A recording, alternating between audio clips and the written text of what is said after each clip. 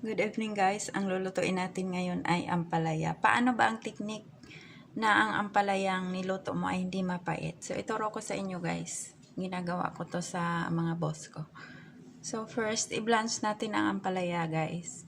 So sindihan na natin ang apoy. Tapos, ito guys, yung ampalaya nilagyan ko ng mga 2 tablespoon na brown sugar. Tapos lagyan na natin ng tubig. Yan. Pero kung may hot water kayo guys, the best kasi para mabilis ang pag-blanch. Yan. Ang blanching nitong ampalaya, it's either lagyan nyo ng asin at saka asukal or just asukal. So guys, sarado na natin.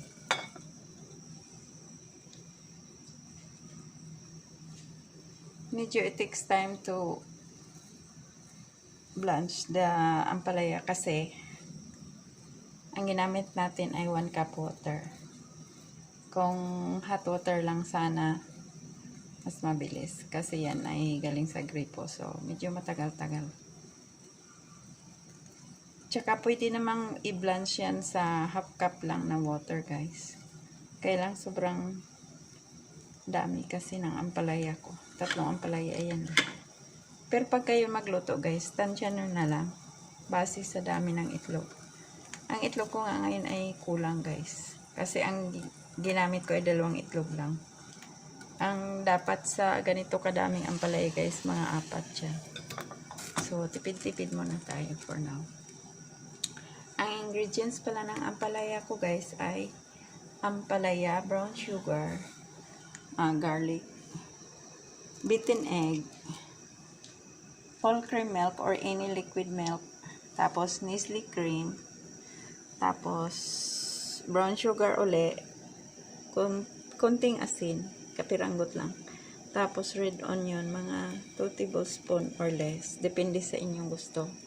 Tapos dito meron akong kalahati ng Eden cheese na yan. Kapiranggot na Eden lang yan, yung pinakamaliit na Eden. Kalahati lang yan. Tapos mga 2 to 3 tablespoon na ito, gatas. Tapos mga 2 tablespoon ng Nestle cream. Tapos black pepper, kunti. At saka magic sarap. At saka yung oil. So, guys, ang ginamit kong oil ngayon ay pinagprituhan to ng saging, pero okay na yan guys. Kasi sayang eh. For video purposes lang naman yan. So, magsimula na tayo dito. Siyempre guys, pag nagluto kayo, lalo na kung maraming kakain, the best, mga class A na ingredients. Ito pang video lang naman. So, yun. Parang naglalaro lang ako dito. Kasi tapos na sila kumain. It's already 10 o'clock in the evening. So, ako na lang ang kakain dito. Tsaka kung may matira man. Para bukas ng umaga. Mahirap kasi mag-video sa araw dito guys. Kasi maingay. Dahil maraming bata sa paligid. So ngayon, tulog na sila. So safe na tayo sa ingay. Kung maingay man, kunti na lang.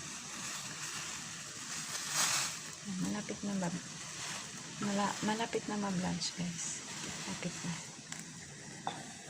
So blanching is the process na i-boil mo muna sandali yung anything like gulay or yan, pwede ring meat. Then, yung hugasan ng malamig. So, yun. Parang okay na siguro to. Tingnan natin. Kunti pa.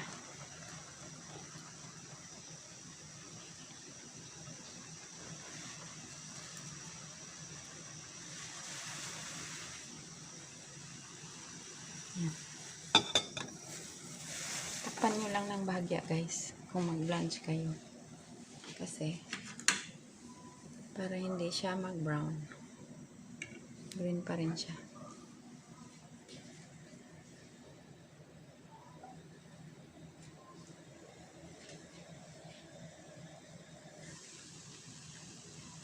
So let us see kung pwede na. Ayan, tikman natin. Kailangan pag blanch guys, luto na yung gulay pero crispy pa rin.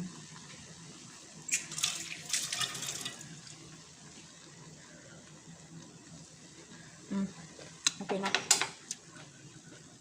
So, i-drain na natin.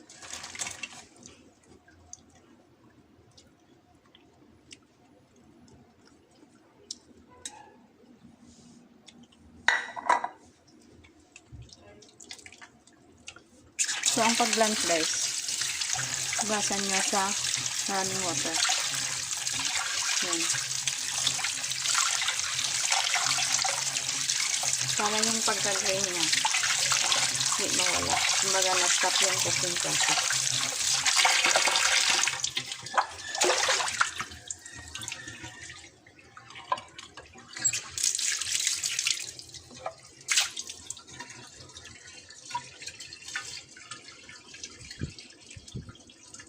So, magsimula na tayo guys.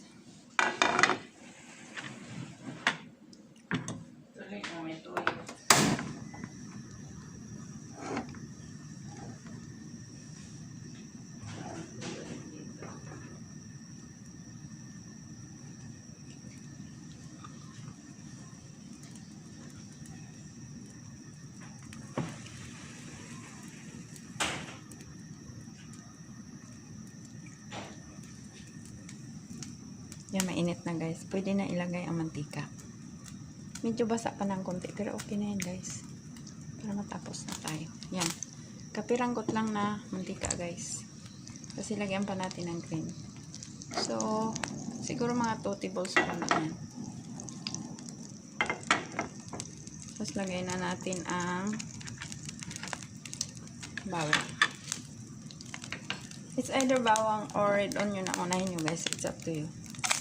Pag American style, inuuna nila ang onion. Kasi takot sila na masunog ang bawang. Pero tayo ng mga Pilipino, gusto natin na medyo brown ang bawang kasi gusto natin mabango.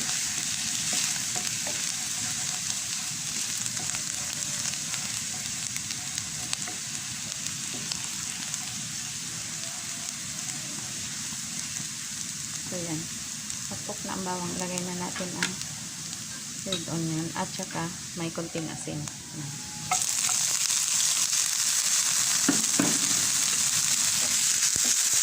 Nag-brown na ang ating bawang guys.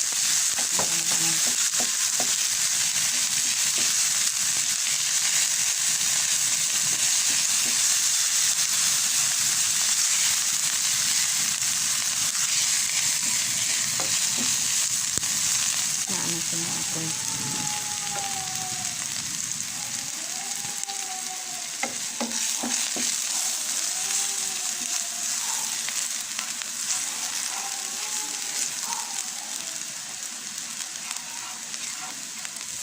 So, ilagay ko na ang Nestle cream na may gatas at saka within cheese guys. Para malusaw yung cheese.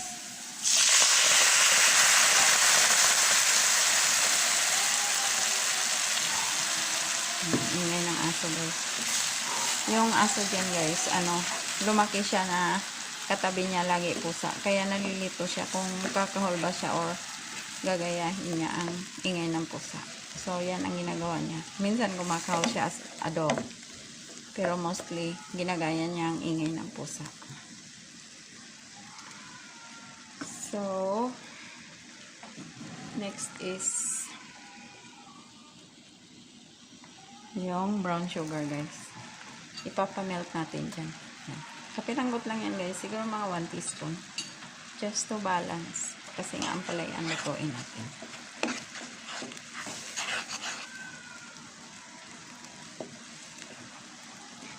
Pero yung pait ng ampalaya mamaya guys, na pag tinikman nyo na, mapansin nyo, hindi gaanong kapait. Kahit hindi yan, di ba yung iba pinipigaan pa ng asin, nilalamas ng asin din pinipigaan. Dito hindi na guys. Kasi sayang naman yung pait dyan ng ampalaya.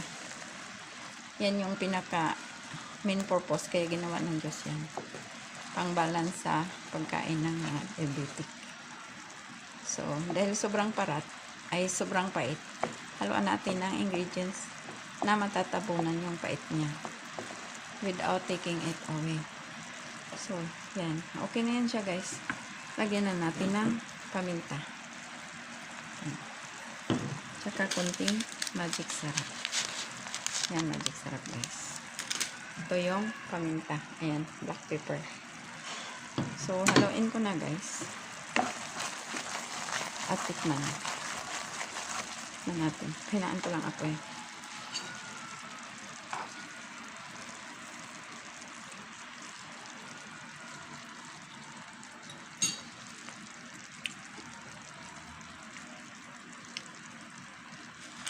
Hindi na lang natin ang konting magic sarap. Hindi ko naalatan guys kasi yung kapatid ko hindi kumakain ng maalat. Dahil mataas yung bitin niya. So dapat bago nyo ilagay ang ampalaya dito guys, malapot na siya. At lusaw na yung cheese. Para hindi naman magtutubig yung ampalaya natin. Kasi coat na yun eh. Kumbaga, i-coat na lang natin siya dito.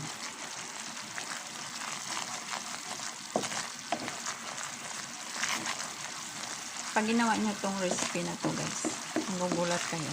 Hindi nga ganon kapait ang ampalaya. Kung mayroon mang konting pait, mga 50% na lang.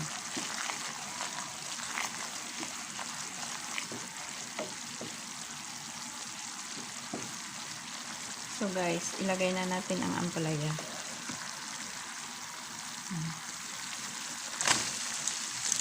Idos ko na lahat kahit kulang ng egg yan.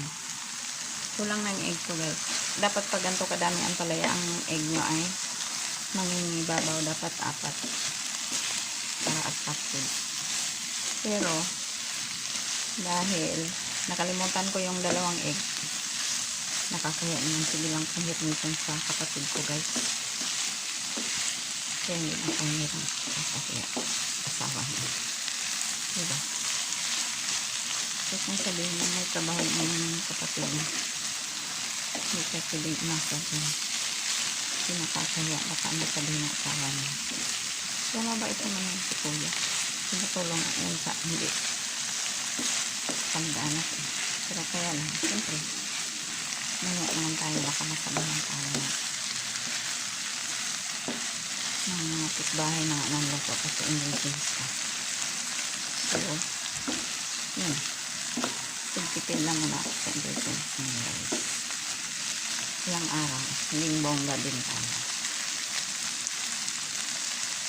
So, okay na guys, na-coat na siya sa cream at saka sa gatas at saka sa Edin cheese. Ayan, nalusaw ng Edin cheese guys. So ilagay na natin ang itlog.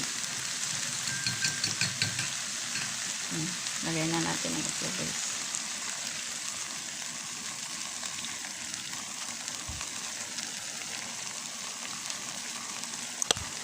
Sorry.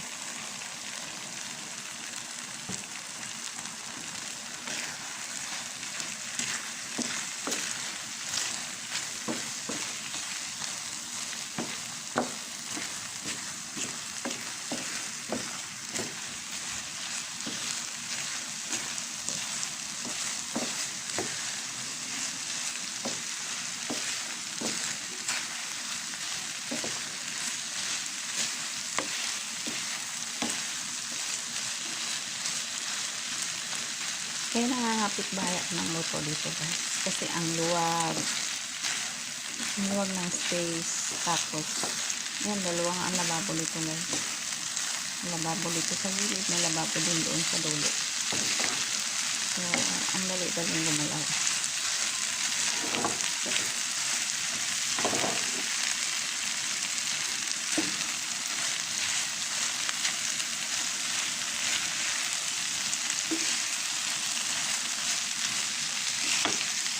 Ito lang yung kusina guys na 3 ang lababo. Diba? Pag ginamit mo, pwedeng isolo mo. May kusina din sa loob. Dito lang tayo sa labas guys. Para iwas kalat. Ito nakakahiya naman sa katulad nila. Doon tayo sa loob. So yan guys. Ito na ang ating ampalaya with egg. Gayahin nyo to guys kasi bukod sa nakakain pa kayo ng egg at saka ampalaya, masasabi nyo talaga na natabunan ang pagkapait ng ampalaya. Sarap.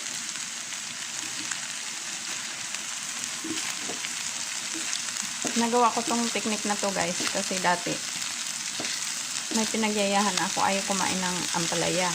So yun, nag-experiment ako.